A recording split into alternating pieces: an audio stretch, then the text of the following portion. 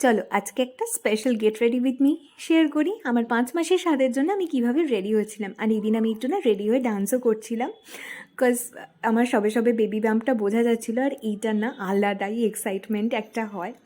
তো এই দিনই পরেছিলাম একটা ফ্লোরাল স্যাটিন মেটেরিয়ালের শাড়ি, আর তার সাথে একটা কাস্টমাইজ ব্লাউজ।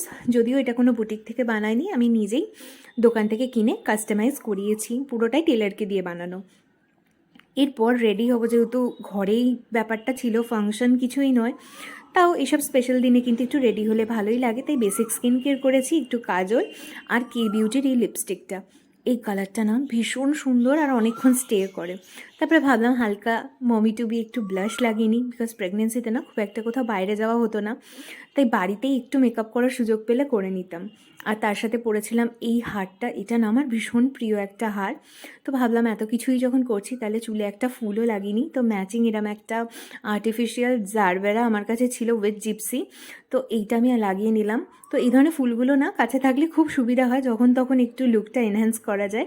এই হলো আমার ফাইনাল লুক। তোমাদের কেমন লাগলো আমাকে অবশ্যই জানিও।